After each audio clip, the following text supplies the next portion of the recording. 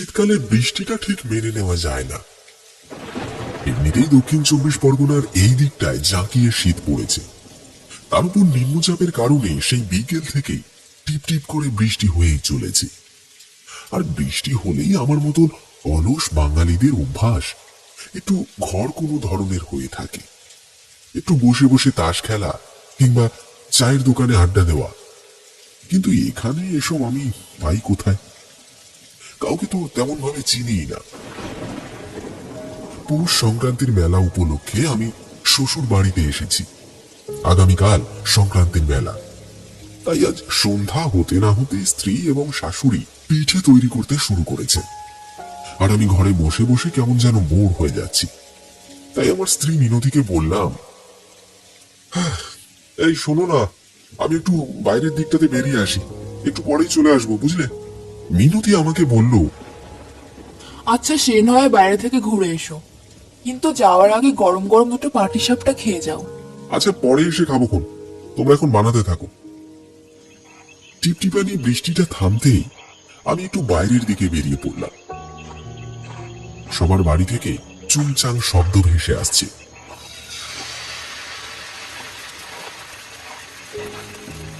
এই শব্দ পিঠে করার শব্দ। গরম কড়াইতে শুনো চুকলি করার জন্য চালের খুঁড়োর গোলা দিলে এমন চুংচাং শব্দ হয়। অফিসের কাজে ছুটি নিয়ে বউয়ের সাথে শ্বশুর বাড়িতে এসেছি। মাতলা নদীর ধারে অবস্থিত একটা প্রত্যন্ত গ্রাম। গ্রামের নাম ডোঙাজোড়া। আমার একটাই মাত্র শাল্য, কিন্তু সে কাজের ছুটি না পাওয়ার কারণে আজ আর বাড়িতে আসতে পারেনি। সে আগামীকাল ফিরবে, তাই তার সাথেও যে খানিকটা সময় কাটাবো সেই সুযোগও নেই। ফলত বাধ্য হয়ে সন্ধ্যার পরে হাতে একটা টর্চ লাইট নিয়ে আমি বেরিয়ে পড়লাম। খানিকটা হাঁটার পর দেখি একটা বড় বট গাছের তলায় একটা চপের দোকান। দেখে মনটা একটু শান্তি হলো। আমি এগিয়ে গেলাম সেই দিকে। আমিও একজন গ্রামের ছেলে, কিন্তু এইরকম প্রত্যন্ত মাটির সোদা গন্ধ ভরা গ্রাম হয়তো আমার দেখা হতো না। নদীর পাড়ে দাঁড়িয়ে নদীর জলোচ্ছ্বাসের এমন আওয়াজ, আর নদীর জলে সূর্য ডোবার পর গ্রামে ঘুটঘুটে অন্ধকার, এসব কিছুই আগে দেখিনি। নদীর পাড়ের গাঙ্গেয় জঙ্গল থেকে ভেসে আসছে রাত ফড়িংয়ের তিনতিরে চিৎকার। আবার কখনো কখনো ঝোপঝাড় থেকে ডেকে উঠছে শেয়াল। এইরকম মায়াবী একটা সিনেম্যাটিক দৃশ্যপট আমি এতদিন টিভির পর্দায় কিংবা বড় বড় সাহিত্যিকদের রচনায় লক্ষ্য করেছি, কিন্তু আমি স্বয়ং সেই মায়াবী রসনায় সামিল হয়েছি এই কথাটা মেনে নিতে আমার একটু সময় লাগলো। এমন সময় মাথার উপর থেকে কেমন একটা কালো পাখি বিভৎস চিৎকার করে ডাকতে ডাকতে উড়ে চলে গেল। অতঃপর আমি চপের দোকানটার সামনে গিয়ে দাঁড়াতেই দোকানদার কেমন যেন কর্কশ কণ্ঠে বলে উঠলেন, আরে এসো এসো জামাই বাবাজি, আমরা তো তোমার আসার অপেক্ষায় করতেছিলাম। কি বলো মদনদা, আমি ঠিক বললুম তো নাকি? আরে হ্যাঁ গন্ডি, তুমি ঠিক কইছ। আমরা তো জামাই বাবাজির অপেক্ষায় করতেছিলাম। মনে মনে ভাবতেছিলাম বীরেন্দা জামাইটা এতদিন পরে আমাদের ডুঙ্গা জোড়া গায়ে এসে, অথচ আমরা তারে একটু যত্নাতি করতে পারলাম নি। এ যে বড় লজ্জার বিষয়। জামাইপন লোক বাড়িতে গিয়ে কি মনে মনে করবে বলো তো নিতাই? ভাবে শ্বশুর বাড়ি এলাকার লোকজনগুলো একদম ভালো নয়, সবকটা আরে বজ্জাত। ওনার কথায় আমি কিছু একটা বলতে যাব, এমন সময় আরো একজন ভদ্রলোক পাশ থেকে বলে উঠলেন, আরে না না। ও হরিদা, আজ জামাই বাবাজি আমাদের আসরে এসেছে গো। তবে তুমি একখানা ভালো দেখে গল্প শোনাও না। এই শীতের রাতে গরম গরম তেলে ভাজা আর গল্প বেশ জমে যাবে গো।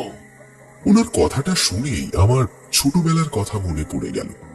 তখন শীতের রাতে জমিয়ে ভূতের গল্প শুনতে বেশ মজা লাগতো। চারিদিকে শুকনো খড় জেলে আগুন পোহাতে পোহাতে গল্প শোনা, উফ, এর বিকল্প হয় না। তার সঙ্গে ভজহরি দাদুর দোকানের গরম গরম আলুর চপ আর সঙ্গে মুড়ি। তখন সারাদিন পৌষ সংক্রান্তির প্রবল উত্তরের হাওয়া বয়ে যাওয়ার পর সন্ধ্যায় জাঁকিয়ে ঠান্ডা পড়ত। সকালবেলায় খেজুরের টাটকা রস কেটে আনতো আমার ঠাকুরদা। সেসব একটা দিন ছিল। সন্ধ্যাবেলায় মা ভজহরি দাদুর দোকানে চপ কিনতে পাঠালে আমি এসে খানিকটা গল্প শুনে তবেই বাড়ি ফিরতাম। আর আজ এখানে হঠাৎ করে এমন গল্পের প্রসঙ্গ ওঠায় আমি সবে বলতে যাব, বেশ তো, তবে একটা গল্প শোনান তাহলে। কিন্তু আমার মুখের কথা কণ্ঠ থেকে বাইরে বের হওয়ার আগে হরি নামের সেই ব্যক্তি বলে উঠল, গল্প শুনবি তাহলে? আমি হরি নামের ওই ব্যক্তির দিকে তাকিয়ে দেখলাম।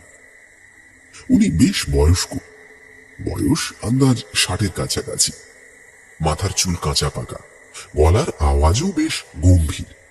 ইতিমধ্যে তিনি আবার বলতে শুরু করলেন, ও হে দোকানদার নিতাই, আজ দোকানে জামাই বাবাজি এসেছে, তাই সেই জন্য তোমাদেরকে একটা সত্যি ভূতের গল্প শোনাই। তবে তুমি তার আগে জামাই বাবাজিকে গরম গরম দুখান চপ আর বেগুনি তুলে দাও তো। আরে না না, আমার তেলের জিনিস খাওয়া বারণ আছে, তাই কিছু খাবো না। এমনি ঠিক আছে। আপনি বরঞ্চ কি গল্প শোনাবেন বলছিলেন, তাই শোনান না। ঘরে একা একা ভালো লাগছিল না, এখানে এসে বেশ ভালোই লাগছে। তাছাড়া খাওয়াটাই কি সব হলো বলুন? এই এখানে এলাম, আপনাদের সাথে দুটো কথা বললাম, এটাই তো আসল কথা। হরিবাবু আমার দিকে চেয়ে ভালো করে নিরীক্ষণ করে নিয়ে বললেন, আচ্ছা বেশ, তবে তুমি এক কাপ চা নাও। গরম চায়ে চুমুক দিতে দিতে গল্প শোনা ভালো জমে। আমি আর না করতে পারলাম না। চা নিয়ে গরম চায়ে চুমুক দিতে শুরু করলাম। অবশেষে হরিবাবু গল্প বলতে আরম্ভ করলেন। অনেক বছর আগে এই গ্রামের দক্ষিণ দিকে ননীগোপাল আর শম্ভু এই নামের দুজন লোক বাস করত। তাদের সম্পর্ক ছিল অত্যন্ত বন্ধুত্ব পরায়ণ। বলা ভালো, দুই শরীরে যেন এক আত্মা। কেউ কাউকে ছেড়ে বেশি দিন কোথাও থাকতে পারত না। দুই বন্ধুর পারিবারিক আর্থিক অবস্থাও খুব একটা ভালো নয়। চাষবাসের উপর নির্ভর করেই তাদের সংসার চলত। একদিন দুপুরে ননীগোপাল শম্ভুর বাড়িতে গিয়ে বলল, ভাই শম্ভু, তুই আমারে বাসা, ভাই তুই আমারে বাসা। কইলে যে আমার বাড়িতে আমার ছোট ছোট পোলা পাইন গুলা না খাইতে পাইয়া মইরা যাইব। আমারে বাসা ভাই, আমারে বাসা। শম্ভু তড়িঘড়ি ননীগোপালের দুটো হাত ধরে বলল, কি হয়েছে ভাই, তুই এমন করছিস কেন? আমি থাকতে তুই বউ বাচ্চা মরে যাবে কেন? কি হয়েছে খুলে কত দেখি। কি আর কমু ভাই, কি আর কমু। সে গতকাল রাত থেকে আমার মা, আমার পোলা ভাই, আমার বউ ও পেটে একটা দানা পানিও জোটাইতে পারি নাই। ওরা যে খিদা জ্বালায় একেবারে মরে যাইব। তাই আমারে বাসা ভাই, আমারে বাসা, আমারে বাসা তুই। কান্দোস না বন্ধু, কান্দোস না, আমি আছি তো। এই বলে শম্ভু ঘরের ভেতর ঢুকে এক পালি চাল একটা থলেতে ভরে এনে ননীগোপালের হাতে দিল। ওর সঙ্গে আরো একটা থলেতে বেশ কয়েকটা আলু দিয়ে বলল, এটা লইয়া যা বন্ধু, যা তোর বউরে গিয়া রান্না করতে বলগে। কি কইয়াছে, কি কইয়াছে তোরে ধন্যবাদ দিল না? না, তোরে ধন্যবাদ দিয়া তোরে ছোট করুন না। তুই যে আমার প্রিয় বন্ধু। আইলাম বন্ধু, তুই খাওয়া দাওয়া কইরা লস। এই বলে ননীগোপাল সেই যে চলে এলো। তারপর থেকে বহুদিন আর তার দেখা হয়নি বন্ধু শম্ভুর সাথে। কারণ গ্রামে এই আগাম টাকায় জমি লিজ নিয়ে চাষ করে ননীগোপাল অনেক টাকার দেনাদারি হয়ে পড়েছে। তার উপরে একটা গোটা সংসার। তাই 7-5 না ভেবে ননীগোপাল শহরে একটা দোকানে কাজে লেগে পড়ে, আর সেই সূত্রে গ্রাম ছেড়ে চলে যায়। আর এদিকে গ্রামে তার অপেক্ষারত বন্ধু শম্ভু। দুজনের এই ব্যবধানের মাঝখান থেকে বয়ে গেছে বহুদিন, বহু পক্ষ, বহু মাস। বদলে গেছে দুই বন্ধুর অবস্থান। এইভাবে 3 বছর অতিবাহিত হয়ে যাওয়ার পর ননীগোপাল একদিন শহর থেকে গ্রামের বাড়িতে ফিরে আসে এবং পুরনো অভ্যাস মতোই বাবার রেখে যাওয়া একমাত্র সম্বল ওই সাইকেলখানা, যেটা শত অভাবেও ননী বেচেনি, তার কাছে স্মৃতি হয়ে আজও রয়ে গেছে। সেই সাইকেলটা নিয়ে সে শম্ভুর বাড়ির দিকে রওনা দেয়। কিছুটা পথ যাওয়ার পরে সূর্য ডুবে অন্ধকার নেমে আসে। ননীগোপাল সাইকেলে প্যাডেল করতে করতে কিছুটা এগিয়ে এসে হঠাৎ অন্ধকারের মধ্যে তার দেখা হয়ে যায় বন্ধু শম্ভুর সাথে। হঠাৎ পথে শম্ভুকে দেখতে পেয়ে ননীগোপাল তো আনন্দে আত্মহারা। সে বলে ওঠে, কিরে বন্ধু, কেমন আছাস? এতদিন পর শহর থেকে ফিরে আসা বন্ধুকে শম্ভু জড়িয়ে ধরে আলিঙ্গন করে। আর আলিঙ্গন করতেই ননীগোপালের শরীরটা যেন ঠান্ডায় কেঁপে ওঠে। ননীগোপাল বিস্ময় আটকে রাখতে না পেরে অবাক হয়ে বলল, কে বন্ধু, তোমার শরীর এমন বরফের মতন ঠান্ডা হয়ে আছে কেন? শম্ভু একটু ব্যঙ্গাত্মক হাসি এসে বলল, আর ঠান্ডা হইব না কেন বল? সারাটা দিন তো আর রোদের জ্বালায় খাটাখাটনি করতে পারি না, তাই রাতে এই ঠান্ডায় সমস্ত কাম সাইরে রাখি। আসলে দিনে সূর্যের আলোয় আমি আর ঘর থেকে বাইর হতে পারি না। আসলে বয়স হচ্ছে তো তাই। তুই ক, তোর তোর বাড়িতে সবাই ভালো আছে তো? হ্যাঁ বন্ধু, সবাই ভালো আছে। এমন সময় শম্ভু বলল, চল ননি, হাড়ির খামারে আজ ভিডিও হচ্ছে, ভিডিও। চল চল দেখে আসি।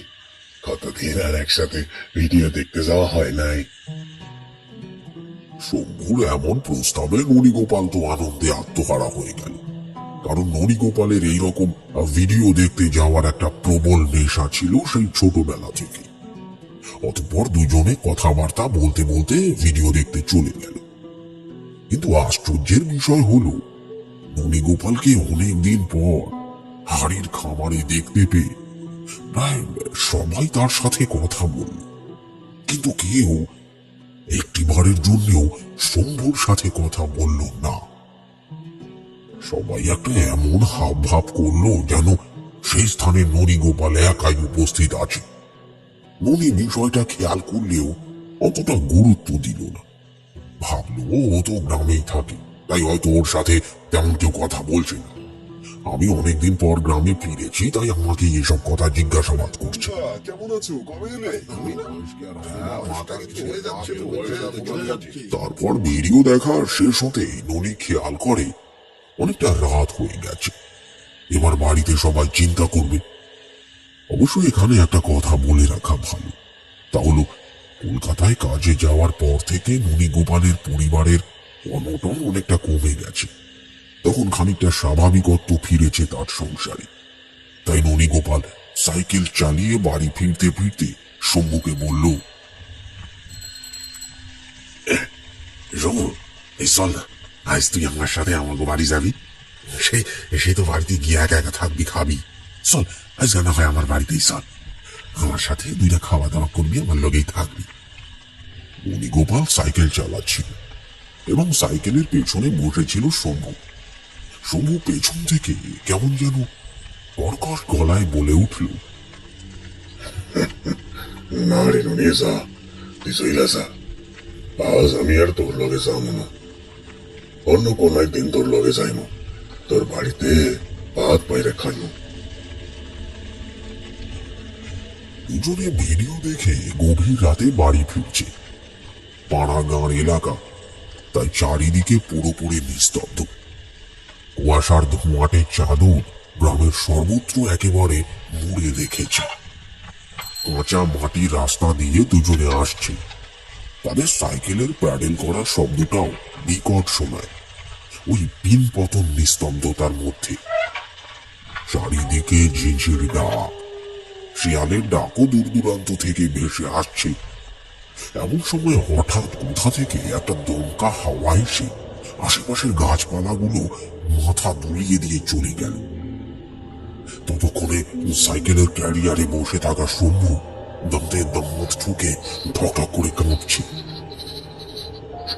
এত ঝড়ের দাপটে আর সাইকেল চালানো সম্ভব নয়, তাই সাইকেল থেকে নেমে ননীগোপাল পেছনে তাকিয়ে দেখল, কিন্তু পেছনে তখন শম্ভু নেই। শম্ভু, শম্ভু গেল কোথায়? চারিদিকের ঘোর অন্ধকার থেকে এই শম্ভু ডাকটাই বারবার প্রতিধ্বনিত হয়ে ফিরে আসতে লাগলো। শম্ভু, শম্ভু, আরে এই শম্ভু কোথায় গেলি? শম্ভু, শম্ভু, না, এক আধবার নয়, ননীগোপালের এই ডাক বারবার প্রতিধ্বনিত হচ্ছিল, এবং সেই প্রতিধ্বনির আওয়াজ কি ভয়ানক! শুনেই ননীগোপালের সারা শরীর একেবারে ঠান্ডায় জমে গেল। শম্ভু, আরে এই শম্ভু। কিছুক্ষণ পরেই ননীগোপাল দেখল অন্ধকারের চাদর ছিঁড়ে শম্ভু বেরিয়ে এসেছে। এসে সে বলল, চল চল, এই সাইকেল থামাইলি কেন? অনেক রাত হয়ে গেছে। আরে তোরেই তো দেখতে পাইতেছিলাম না, তুই হঠাৎ কইরা কই চলে গেলি, এদিকেই তো আমার সাইকেলটা থামাইতে হইল। কথাগুলো বলতে বলতে ননীগোপালের চোখ গিয়ে পড়ল শম্ভুর চোখের দিকে। তার চোখ দুটো যেন বাঁটার মতন জ্বলছে। ননী আরো দেখল শম্ভুর সারা শরীরটা কেমন যেন কাটা ছেঁড়া, আর সারা শরীর দিয়ে চুইয়ে রক্ত বেরিয়ে আসছে। সবটা দেখে ননী যেই না শম্ভুকে বলতে যাবে, এ কি কি করে এইসব, তৎক্ষণাৎ ননী দেখলো শম্ভু একেবারে অক্ষত, তার শরীরে কোনো রকম ক্ষত নেই। তার মানে এতক্ষণ এই অন্ধকারে সে ভুল দেখেছে।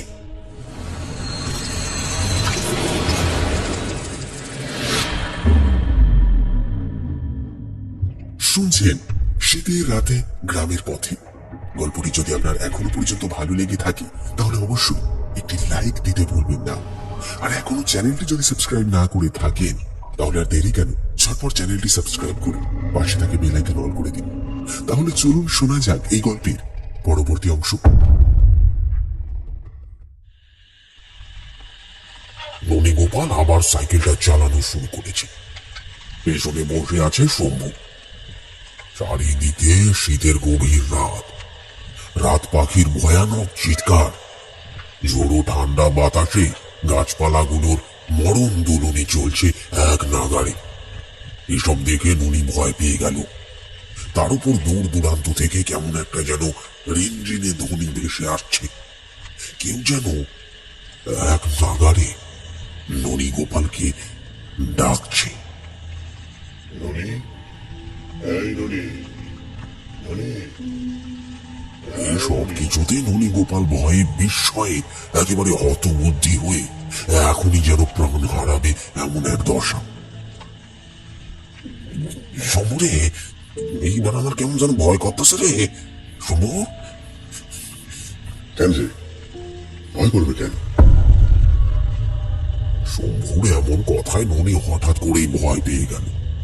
কারণ শম্ভুর গলার স্বর ভেসে আসার কথা সাইকেলের পেছন দিক থেকে, কিন্তু তা না হয়ে শম্ভুর গলার স্বর যেন ভেসে এলো সাইকেলের সামনে অন্ধকার থেকে। কিন্তু তৎক্ষণাৎ পেছন ফিরতে ননী দেখল শম্ভু পিছনেই বসে আছে। তবে এখন আর তার ভার একদমই মনে হচ্ছে না। সাইকেলের পেছনে কেউ বসলে তার একটা ভার স্পষ্ট অনুভব করা যায়। সাইকেলের চাকাগুলো ছোটখাটো গর্তে পড়লে হ্যান্ডেল হেলাং তেলাং করে, কিন্তু না, শম্ভু পিছনে বসে আছে ঠিকই, কিন্তু তার এক ফোঁটাও ভার ননীগোপাল অনুভব করতে পারল না। যেন সাইকেলে ডাবল প্যাসেঞ্জার নয়, ননীগোপাল একাই আছে আর একাই চালাচ্ছে। হঠাৎ ননীগোপাল বলল, কিরে শম্ভু, হঠাৎ কইরা তুই এমন হালকা হইয়া গেলি কি কইরা? ননীগোপালের কথায় পিছন থেকে শম্ভু কর্কশ গলায় হেসে উঠে বলল, যার অস্তিত্ব থাকবো তারই তো ভার থাকবো। আমার বাস্তবে কোনো অস্তিত্ব নাই, আমার ভারও নাই। শম্ভু, আমার লগে মস্করা করস? তুইও শেষে বসে আমার লগে মস্করা করতাস। সব কথা বলতে বলতে এতক্ষণে ননীগোপালের সাইকেল এসে পৌঁছেছে গ্রামের মাঝখানে, জমিদার মুখার্জিদের প্রকাণ্ড আমবাগানের ওই পাশের রাস্তাটায়। সেখানে পৌঁছতে ননীগোপালের শরীর ভয়ে খানিকটা কুঁচকে গেল, কারণ এই আমবাগান নিয়ে প্রচুর ভয়ানক ভয়ানক গল্প সে ছোটবেলা থেকে শুনে আসছে। তাই এই ভয়ের দুঃখখানি সে কিছুতেই কমাতে পারছে না। তার মনে পড়ে গেল ঠাকুরদার মুখে শোনা এই আমবাগানের ভয়ানক এক কাহিনী। তখন ইংরেজ শাসন ছিল, গ্রামের জমিদারের ছেলের বিয়ে। রাতে ঘোড়ার গাড়ি নিয়ে বর এবং বরযাত্রী সবাই এই আমবাগানের পথ দিয়ে চলে যাবে সেই এক ক্রোশ দূরের সম্বলপুর গ্রামে। কিন্তু তারা তো আর জানতো না যে তাদেরকে আজ লুট করার জন্য একদল ডাকাত এই আমবাগানে ওত পেতে বসে আছে। যখনই বর এবং বরযাত্রী এক এক করে এসে ঢুকলো ওই আমবাগানের রাস্তায়, তখন ডাকাত দল চড়াও হলো। পর পর আকাশের দিকে গুলি করলো দুটো। আশেপাশে একটা বড় বোমা ফাটল। সবাই সমস্বরে চিৎকার করছে পালিয়ে যাওয়ার জন্য। সবাই ত্রাহি ত্রাহি রব করে পালিয়ে গেল যে যার মতো। একা পড়ে রইল বর এবং বরের সঙ্গে দুই একজন। ডাকাত দল তাদের সর্বস্ব লুট করল এবং বর তাদের বাধা প্রদান করায় তার মুণ্ডচ্ছেদন করে ফেলে দিল এই আমবাগানে।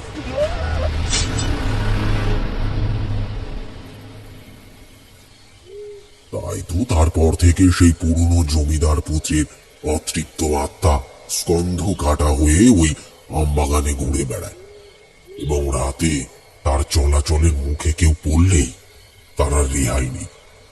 তাছাড়া এই জায়গাটায় তারপর থেকে বহু মানুষের অপঘাতে মৃত্যু হওয়াতে জায়গাটা মৃত্যুপুরী নামেও বিখ্যাত হয়ে গেছে। কারণ এই জায়গাটা মৃত্যুর জন্য টানে। গলায় দড়ি দেওয়া, বিষ খেয়ে মরা, নিজের পেটে ছুরি গাঁথা, এভাবে সাধারণ মানুষ অনেকেই মারা গেছে এই জায়গাটায়। তাই ননীগোপাল এই পথ দিয়ে চলার সময় ভয়ে ভয়ে রাম নাম জপ করতে লাগলো জোরে জোরে। ননীগোপাল জোরে সাইকেল চালিয়ে এগোতে থাকে, কিন্তু হঠাৎ কিছু দূর এগোতে সে অনুভব করল তার সাইকেলের পিছনটা প্রচন্ড ভারী হয়ে উঠেছে। হঠাৎ এত ভারী যে ননীগোপাল আর সাইকেল চালাতে পারল না। ধপ করে সে নিচে পড়ে গেল।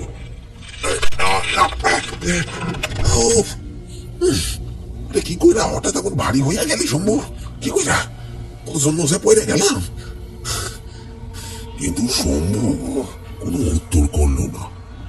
আমবাগানের অন্ধকারে রাতের গভীরতা যেন আরো তীব্র। তাই ননীগোপাল পিছনে তাকিয়ে দেখতে পেল না কিছু। এতক্ষণে হাতে ধরা টর্চ লাইটের আলো পিছনে ফেলে ননীগোপাল অবাক হয়ে গেল। না, শম্ভু নেই। চারিদিকে লাইট গড়িয়ে ফিরিয়ে সে দেখল কোথাও শম্ভু নেই। শম্ভু, ওই শম্ভু, আমার কোথায় উদা হয়ে গেলি রে বাবা শম্ভু? কিন্তু ননীগোপালের ডাকে কোনো সাড়া পাওয়া যায় না, বরং তার ডাকটাই বারবার বিভৎসভাবে প্রতিধ্বনিত হতে থাকে। শম্ভু, শম্ভু, আরে শম্ভু! সবটা দেখে ভয়ে মরি বাঁচি করে ননীগোপাল আবার সাইকেল চালাতে শুরু করেছে। তবে সে আর সাইকেল নিয়ে বেশি দূর এগোতে পারল না, কারণ কিছু দূর এগোতে রাস্তার পাশে সে দেখতে পায় শম্ভু তার সামনে দাঁড়িয়ে আর হাতের ইশারায় ওকে থামতে বলছে। ননীগোপাল টর্চের আলো ফেলে দেখল শম্ভুর শরীরটা কেমন যেন ফিকে হয়ে আসছে। তার চোখগুলো ঢুলু ঢুলু করছে, ঠিক যেন মরা মাছের মতো। একটা মরা মানুষ যেন সোজা হয়ে দাঁড়িয়ে বন্ধু ননীকে হাত ছানি দিয়ে ডাকছে, এমন একটা পরিস্থিতি। ব্যাপারটা দেখে কেন জানি না ননী প্রচন্ড ভয়ে আতঙ্কিত হয়ে সাইকেল গড়িয়ে সেখান থেকে আরেকটা পথ ধরে পালাতে লাগলো। এতক্ষণে বোধ হয় ননীর কাছে সমস্ত বিষয়টা একটু অন্যরকম ঠেকেছে, তাই তার এমন পালানোর কথাটাই সবার প্রথমে মনে আসলো। তবে সাইকেল ফেলে দিয়ে দৌড়তে দৌড়তে সে হাঁপিয়ে যায় এবং হাঁপাতে হাঁপাতে একটা সময় পর কিছু মানুষ দেখতে পায়। তবে তারা শ্মশানে মরা পোড়াতে এসেছে। তারা সবাই শ্মশান যাত্রী। ভয়ে ভয়ে ননি সেই মানুষগুলোর ভিড়ে প্রবেশ করে মিলিয়ে যায়। কিন্তু সেখানেও সে দেখতে পায় তার গা ঘেঁষে এসে দাঁড়িয়ে রয়েছে শম্ভু।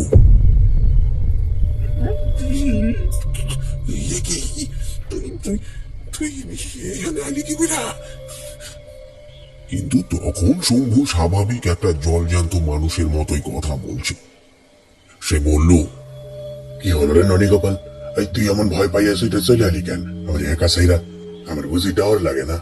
চল চল আমার লাগে চল, তোরে এখন জিনিস দেখাই।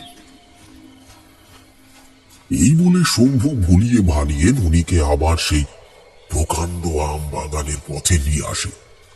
আর ননিও শম্ভুর কথায় মন্ত্রোচ্চারিতের মতো চলে আসে সেইখানে। অতঃপর আম বাগানে এসে ওপরের একটা আম গাছের দিকে অঙ্গুলি নির্দেশ করে শম্ভু ননিকে যা দেখায় তা দেখে ননি গোপালের মূর্ছা যাবার জোগাড়। ননি দেখে সবচেয়ে উঁচু আম গাছের ডালে বাঁধা একটা দড়িতে শম্ভুর শরীরটা ঝুলছে। তার সর্বাঙ্গ দিয়ে টপ টপ করে রক্ত ঝরে পড়ছে। সবটা দেখে ননি মাটিতে দাঁড়িয়ে থাকা শম্ভুকে কাঁপা কাঁপা স্বরে জিজ্ঞেস করলো, কি করে এমনটা ঘটছে? কি করে এমনটা ঘটলো? কথাটা জিজ্ঞেস করার পরে ননি কেমন যেন মূর্ছা গেল। আর তারপরে স্বপ্ন দেখার মতন তার মনন দৃষ্টিতে ভেসে উঠল একটা ঘটনা। সেখানে যেন শম্ভু স্বয়ং নিজের মুখে তার মরণ বৃত্তান্ত বলছে বন্ধু ননিকে। জমিদার কন্যা মেঘনবীর সঙ্গে আমার প্রেমের সম্পর্ক ছিল, কিন্তু কথা খান আমরা সারা কাউরে জানতে দিই নাই। তবে একদিন জমিদার প্রতাপচন্দ্র মুখুর্জে তলে তলে জানতে পারে গেছিল যে তার মাইয়া মেঘনাবি ভালোবাসে তাদেরই বাড়ির চাষা এক ছেলেরে। তবে একদিন সন্ধ্যাবেলায় মৃগনাবি জমিদার বাড়ির দক্ষিণের বড় আম গাছটার আড়ালে দাঁড়াইয়া আমার লগে কথা কইতেছিল। আমি একটু ভীত হয়ে কাঁপা কাঁপা গলায় কইলাম, মেঘনাবি, তুমি আমারই বোঝার চেষ্টা করো। আমি যে তোমার বাড়ির চাকরের মতো, আমি যে তোমার বাড়ির চাষা। আমার সাথে তুমি পালাইয়া বিয়া করলে তোমার বাবা যে তোমার একারে কাইটা ফেলবো, সাথে সাথে আমারে ওরা একারে শেষ কইরা দিব। আমি জেনে বুঝে তোমার এমন ক্ষতি হইতে দিতে পারি না মেঘনাভি, আমি পারি না। তখন মেঘনাভি আমার কথায় কান্দা ফেলে এবং কান্দে কান্দে কয়, শম্ভু, আমি শুধু তোমাকেই চাই। তুমি ছাড়া অন্য কারোর এমনটা ভাবলেই আমার চোখের জল আসে। আমি জানি না আমার ভবিষ্যৎ কেমন হবে, আদৌ বাঁচবো কি মরবো, কিন্তু যদি বিয়ে করতেই হয় আমি তোমাকেই করব। এই কথা কইয়া মেঘনাভি ছুটে চলে যায় জমিদার বাড়ির অন্দরমহলে। তখন জমিদার ছিল, জমিদারিও ছিল, কিন্তু কিন্তু আজ জমিদার বাড়ির নামটাই আছে শুধু, পুরাতন ঐতিহ্য আর নাই। সবটাই মইসে গেছে কালের অভিশাপে। সে এক ভয়ঙ্কর দম আটকে আসা ঘটনা। একদিন রাতে জমিদার প্রতাপচন্দ্র তার দুজন লেঠার রে টাইকা পাঠায় এবং সোফায় বৈশা গরগনায় টাইম মাইতে মাইতে তাদেরকে জানিয়ে দিয়া কইল, ওহে, তোরা সবই দিকে শোন, তোদের সাথে কয়েকটা কথা বলি। হ্যাঁ বাবু বলেন, আপনার সেবায় আমরা কি করতে পারি?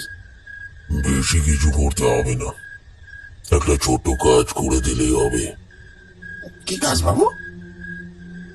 আমার ছোট মেয়ে মৃগনাভির কাছাকাছি যদি তোরা কাউকে দেখিস, মানে চাষার ছেলে শম্ভুটাকে যদি দেখতে পাস, তাহলে ওরা হাত পা ভেঙে একদম খোঁড়া করে রেখে দিবি সালা বামন হয়ে চাঁদ ধরার শখ হয়েছে, ওর দেখাচ্ছি মজা। আচ্ছা বাবু, তাই হবে।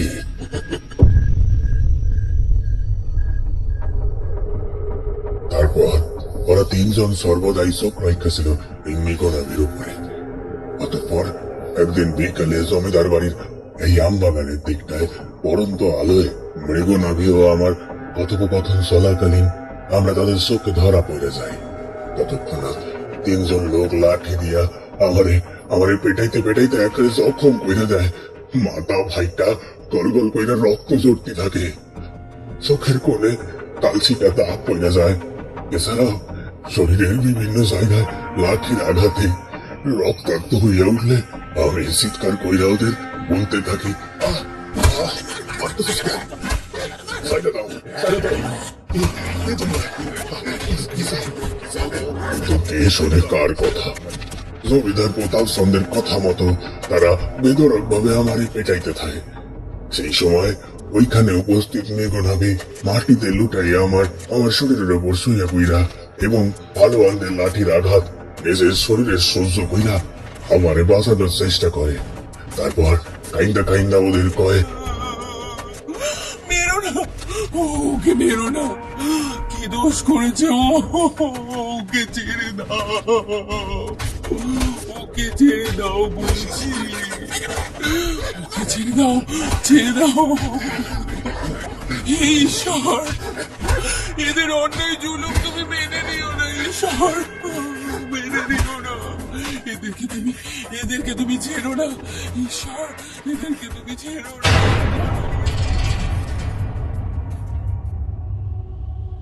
কিন্তু না, মৃগনাভি আমারে রক্ষা করতে পারে নাই। ওরা কয়জনে মিলে আমারে মারতে মারতে জখম কইরা দেয়। আর সঙ্গে সঙ্গে সেই স্থানে এসে দাঁড়ায় জমিদার প্রতাপ চন্দ্র এবং তার আদেশে আমার জখম হওয়া শরীর খানা গলায় দড়ি দিয়া ঝুলাইয়া দেয় এই এই আম গাছটার ডালে।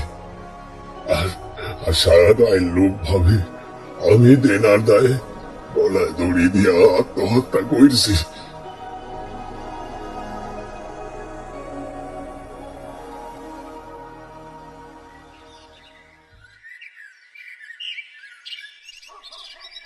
পরদিন সকালে ননী গোপালকে আম বাগানে পড়ে থাকতে দেখে একটা বয়স্ক লোক।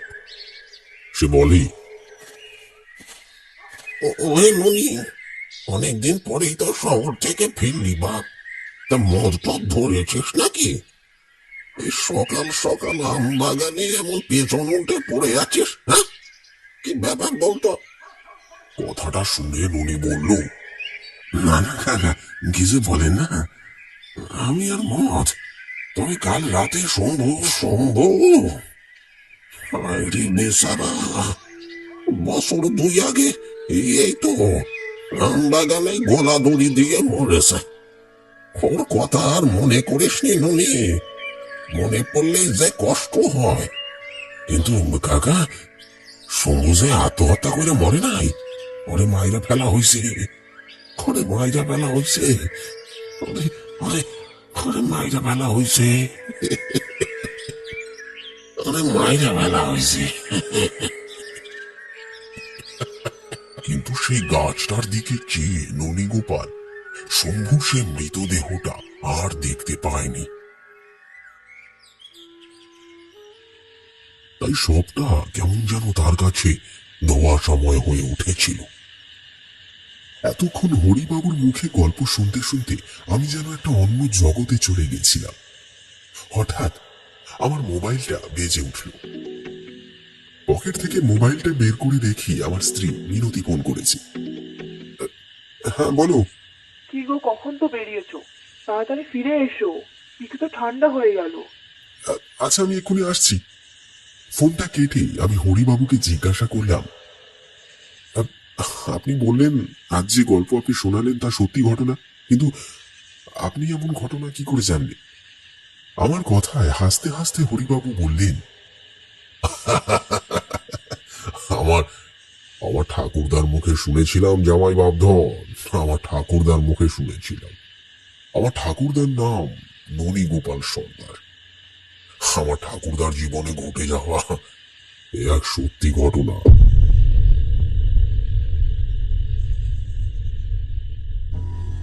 শুনলেন